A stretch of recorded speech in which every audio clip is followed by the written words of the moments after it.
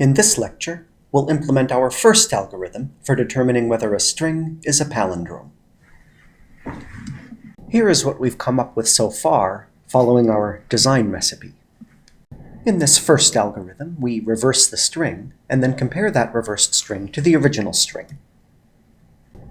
For example, if I have the word noon, what we're going to do is we're going to build up a reverse of this whole string, and then we're going to compare whether this new string is equal to the original string. Unlike for type list, there is no reversed method for strings, so we're going to start by writing a helper function that will reverse a string. We know we're going to be defining a function. We don't know what we're going to call it yet, but following our design recipe, we're going to start by making some examples. Here's one. We might, for example, decide that we're going to reverse something like hello. When we reverse hello, we expect to get back OLLEH. When we reverse the string A, we hope to get back A. Our type contract, in both examples, we've given it a string and it has produced a string. Name reverse seems fine, so let's fill in our header. We'll use S because the string is generic, there's no meaning to it. Next is the description. This is going to return a reversed version of S. As we saw in our handwritten example up there, we accumulated a new string. We'll start our accumulator rev for reversed. That's going to start out as the empty string because we haven't accumulated anything yet. And now we run into a little problem.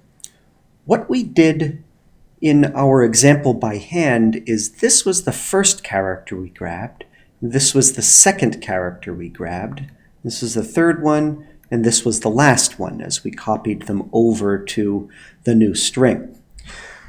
But Python's for loop over a string doesn't work that way.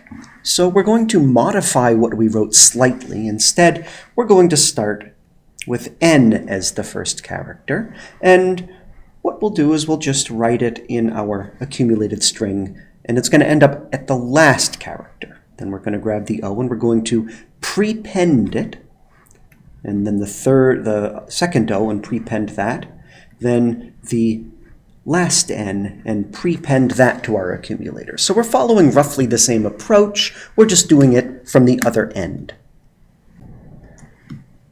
In English, for each character in S, add that char to the beginning of our accumulator.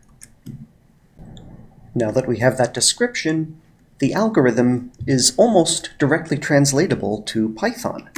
For every character in the string, what we're going to do is we're going to add that character to the beginning of our accumulator, and at the very end, we're done. We've accumulated everything, and we'll return that new string. It's time to test it.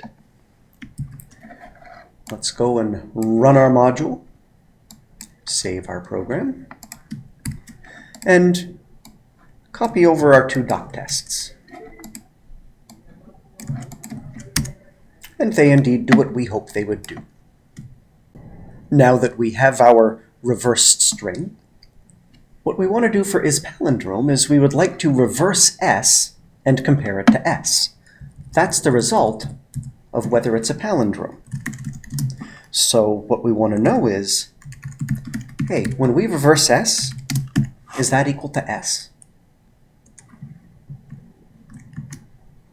Can it be that simple? Let's try it.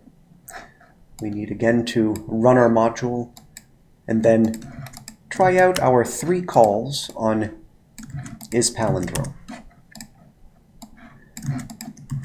As you can see, We get the behavior that we wanted.